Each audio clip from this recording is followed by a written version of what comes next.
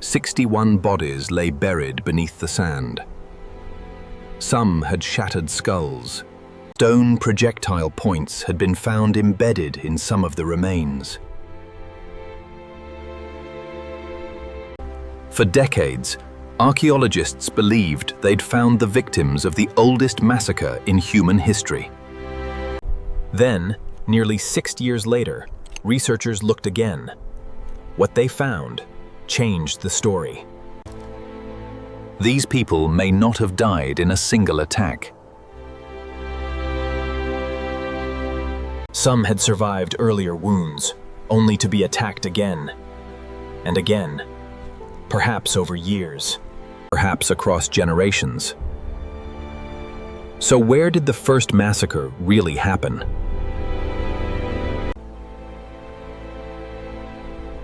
And when did human violence become war? In the 1960s, as engineers raced to finish the Aswan High Dam, before it drowned an entire stretch of Nubian history under a new reservoir, archaeologist Fred Wendorf led a team into the path of the coming flood. At a site called Jebel Sahaba, in what is now northern Sudan, his team uncovered a cemetery. 61 skeletons, men, women, children. At first it looked like any ancient burial ground. Then Wendorf's team began to notice the details. Skulls crushed by blunt force, bones snapped by impact, and embedded directly into the skeletal remains, or scattered in the soil beside them. Stone projectile points. Arrowheads. Not ceremonial offerings. Weapons still lodged in the bodies they had killed. Wendorf read the cemetery as the aftermath of one disaster. An entire community wiped out in a single episode of violence.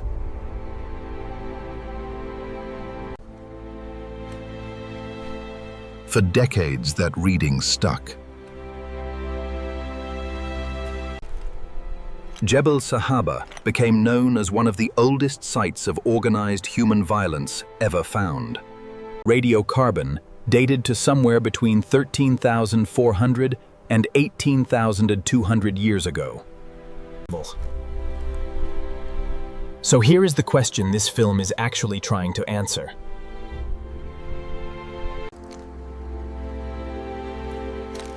Was this the first massacre in human history? And before we chase that question across 4 more continents and 10,000 years, it's worth being precise about the terms we're going to use.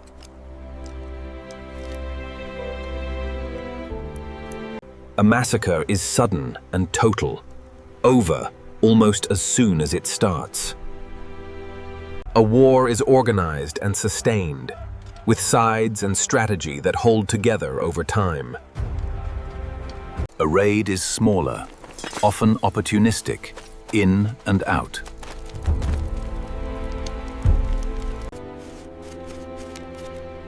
Genocide is the hardest of all to prove from bones alone.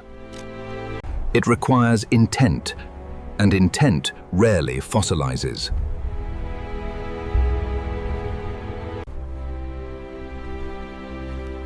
Whether Jebel Sahaba was truly the first massacre in human history is a question archaeology can't actually answer with certainty.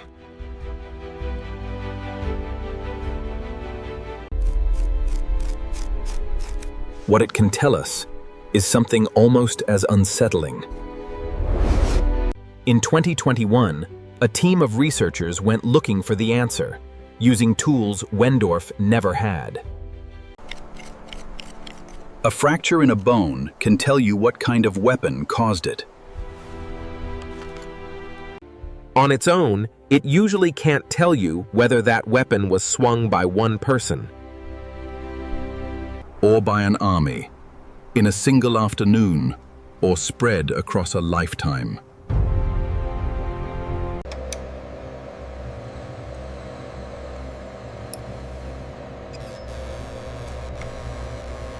working with the CNRS and the University of Toulouse, went back to the 61 skeletons from Jebel Sahaba, now held at the British Museum. Using microscopy techniques that didn't exist in Wendorf's day, they re-examined every lesion on every bone. The results didn't confirm the old story. They replaced it.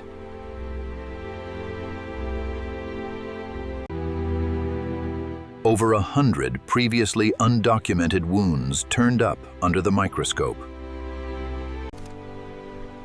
Roughly a quarter of the individuals examined carried both healed injuries and fatal ones on the same skeleton.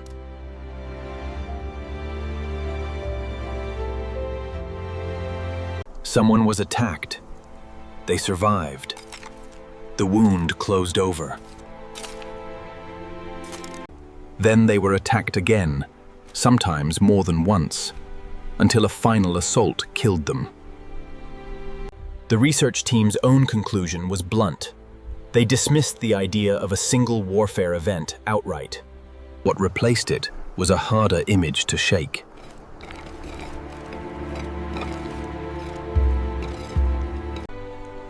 A community that lived for years, maybe generations, under the recurring threat of attack, in a place they couldn't leave, because there was nowhere else left to go. Likely driven by the same environmental pressure squeezing the Nile Valley at the time. There is no single bone that marks the moment violence turns into war. Archaeology doesn't hand us a line on the ground to point to. What changes, site by site, are the patterns. How often groups attack one another, how many people take part, whether the violence is organized in advance or breaks out on the spot.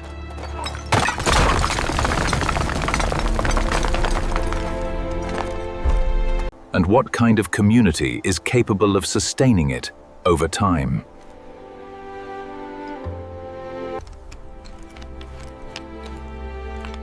So the first answer to our question is a reversal. Jebel Sahaba almost certainly wasn't a single massacre at all. It was something stranger, recurring violence, returning to the same community over years, perhaps generations, with no single battle we can identify as the beginning or the end. If the first massacre wasn't here, where was it?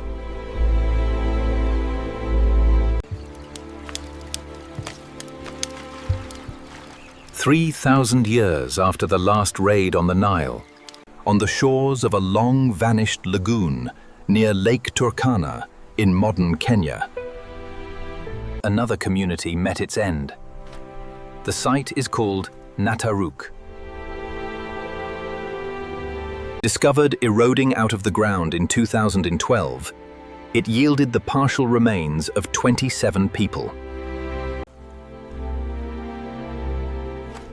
12 of the skeletons were complete enough for detailed analysis, and 10 of those 12 showed unmistakable signs of violent death. Blunt force trauma to skulls and cheekbones, broken hands, knees, ribs, arrow wounds to the neck, stone projectile tips still lodged in the skull and chest of 2 of the men. 4 of the victims, including a woman in the late stages of pregnancy,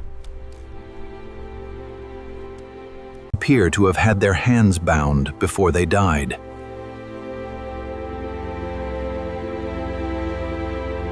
There's no sign here of older, healed wounds the way there is at Jebel Sahaba.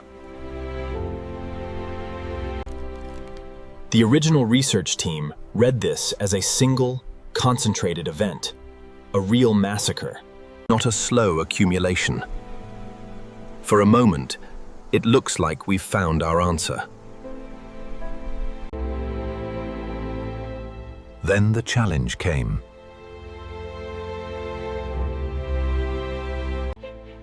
A separate team of researchers argued in the pages of Nature that some of the supposed injuries may actually be damage that occurred after burial rather than at the time of death.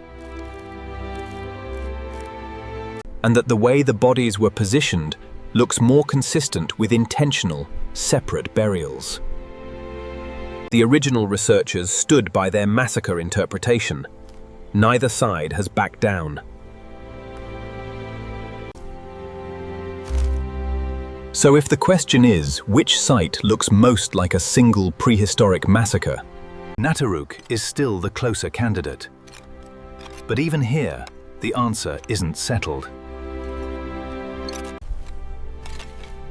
Two of the oldest, strongest candidates for the first massacre have both turned out, on close inspection, to be more complicated than they first appeared.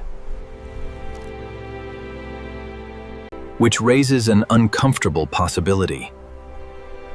Maybe we're asking the wrong question. Maybe the story isn't about finding a single first event at all. Move forward to the Balkans, 6,200 years ago.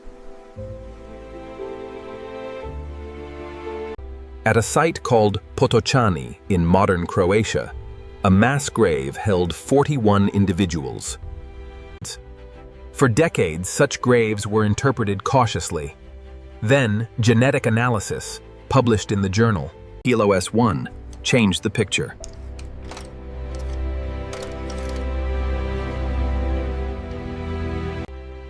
DNA drawn from the remains showed most of these people were not closely related to one another, which told researchers this wasn't simply a family group wiped out together. The skeletal evidence pointed to systematic, almost execution-style violence instead. It stands today as the oldest documented site of indiscriminate mass killing confirmed by genetic evidence. People killed simply for being present, on the wrong land, at the wrong time. Move forward again, to Iberia, somewhere between the mid-4th and late 3rd centuries before our era. At the Iron Age village of La Hoya, archaeologists found decapitation, amputation, and sharp force trauma across a wide cross-section of the community, old and young alike. What's striking is what the attackers didn't do. They didn't loot the place. Grain sat abandoned in storage vessels. Livestock was killed rather than driven off. Tools and valuables were left where they lay. The researchers who studied the site concluded plunder wasn't the point. This looks like an attack aimed at wiping the settlement off the map entirely. Most likely tied to a rivalry between local communities for control of the territory itself. Look at what's changed between Jebel Sahaba and here. Jebel Sahaba was violence returning again and again to the same small community over years. Almost a way of life.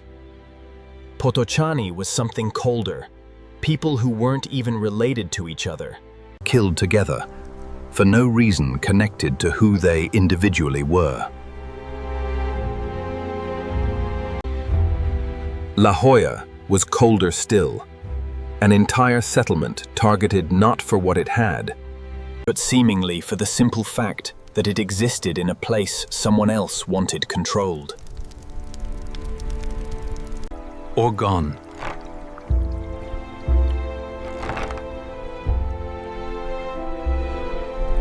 That's a real escalation, and it lines up with a change in how people were living.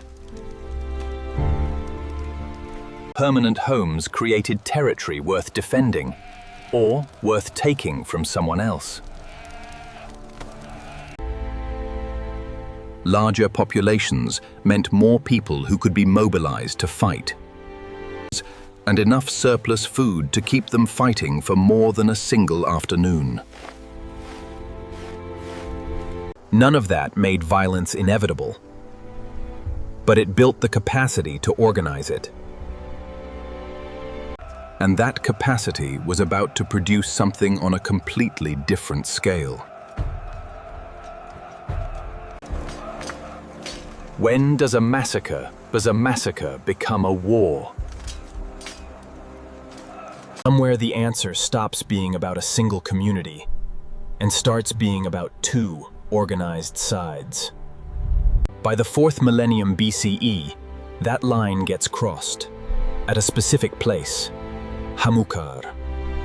Hamoukar sits in the far northeast corner of Syria.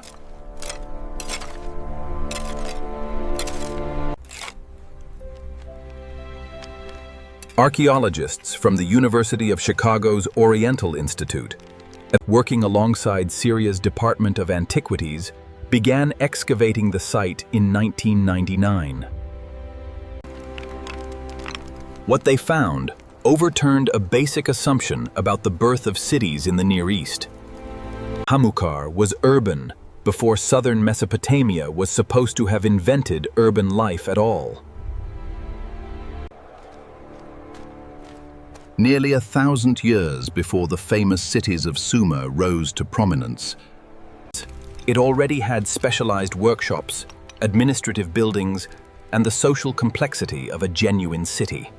This was a city with storehouses, trade routes, and copper.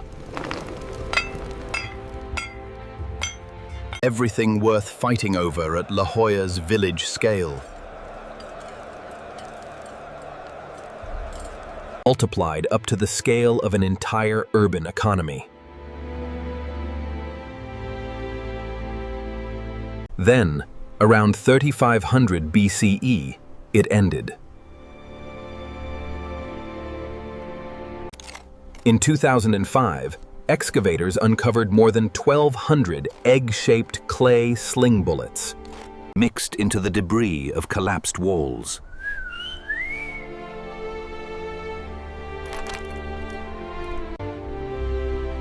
A later season turned up 1,100 more. Over 2,300 projectiles in total, the ammunition of a large, coordinated battle. Clemens Reichel, the American co-director of the excavation, described what his team found in blunt terms. The entire area of their most recent dig, he said, was a war zone. The attack, he concluded, must have been swift and intense. Buildings collapsing as they burned out of control, burying everything inside them under vast piles of rubble. The residents had no warning and no time to salvage their belongings. Pottery, tools, and the ordinary debris of daily urban life were sealed in place by fire and collapse, waiting for over 5,000 years, until modern excavators lifted the ash away. Here, unlike Jebel Sahaba, the fire layer, the collapsed walls, and the sling bullets all point to the same destructive episode, rather than years of separate incidents. This is not a pattern of recurring violence. This is a single, organized assault on an entire city.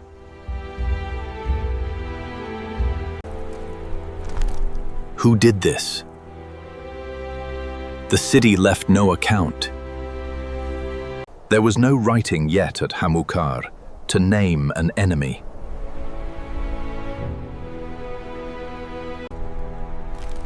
But the ground offers one unsettling clue. The layer directly above the destruction is dominated by pottery and material culture from Uruk, the great urban center to the south that would go on to define early Mesopotamian civilization.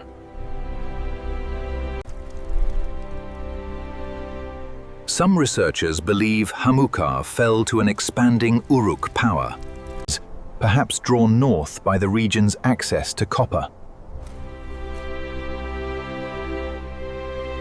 The identity of the aggressor may stay unresolved. What the physical evidence does settle is this. Before writing existed to record it, before any king carved his victories into stone, people had already organized themselves into forces large enough and disciplined enough to erase a city. Bone and ash aren't the only places this kind of memory survives.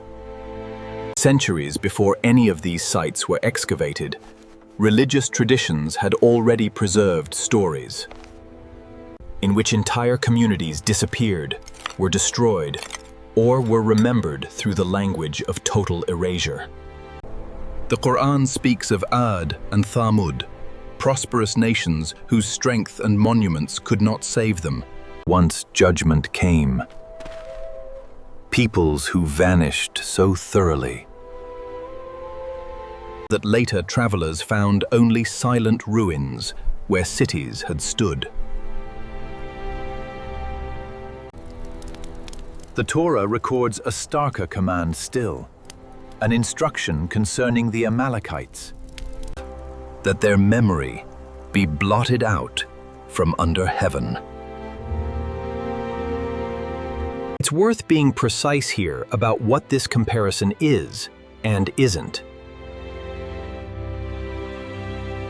Nothing in the archaeological record ties Jebel Sahaba, Nataruk, Potočani, Hoya, or Hamoukar to any specific people named in the Quran or the Torah.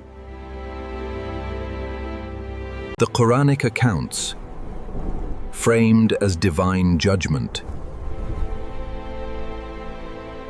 and the Torah's war traditions aren't even the same kind of text as each other. And neither is the same kind of record as a mass grave. But all three, in their own way, describe a community meant to leave no trace behind. An idea that clearly didn't need cities or writing to take root in the human imagination. Stories like these can't tell us where organized violence actually began, though. For that, we have to go back to the evidence that survived in the ground. So, back to where we started. Where and when was the first war?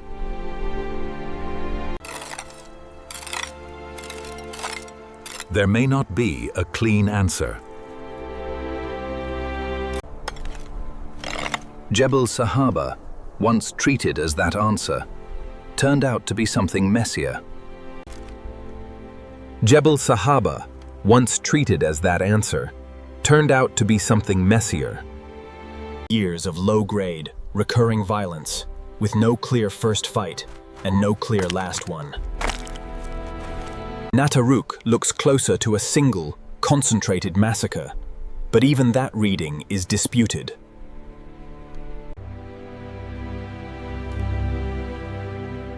The dead at Potočani were strangers to one another, Killed together and buried together in an unmarked pit.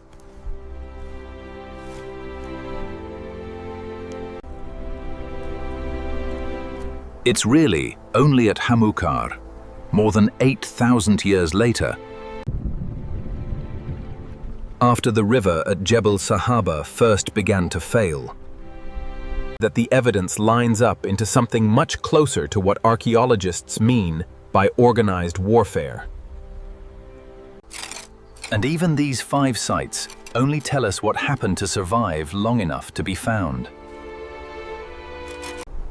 Violence doesn't leave a guaranteed archive. Bodies left in the open decay. Graves erode or get built over.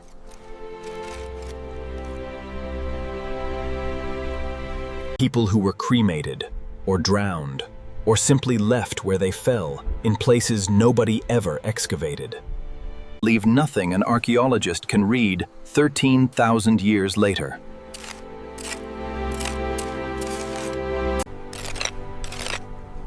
The oldest evidence of organized violence that we have is not the same thing as evidence of the oldest violence that ever happened.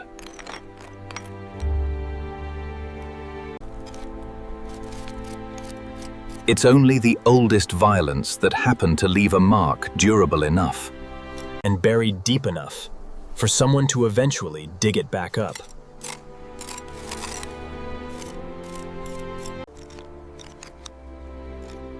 The evidence instead points to something more complicated.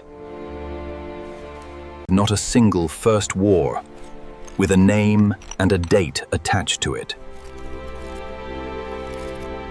but a gradual escalation, traceable in bone and ash across 10,000 years, running alongside the growth of the societies fighting it. Small bands becoming villages, Villages becoming cities, the violence between them scaling up to match every step of the way. Whether it was carried out with a stone-tipped arrow beside a dying river, with 2,000 sling bullets against a fortified wall, or only preserved as a warning in scripture written long after the fact. The drive to erase a rival completely looks like one of the oldest habits we have. The desert above Hamoukar is quiet now. Wind moves across the tell where a city once stood. Indifferent to the war fought there 55 centuries ago.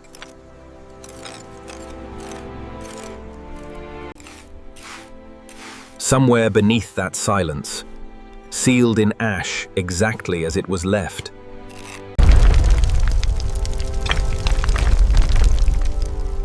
on the day the walls came down, an entire urban world is still waiting.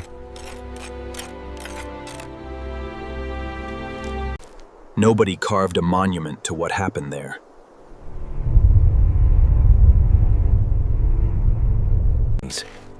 And neither side left behind so much as a name.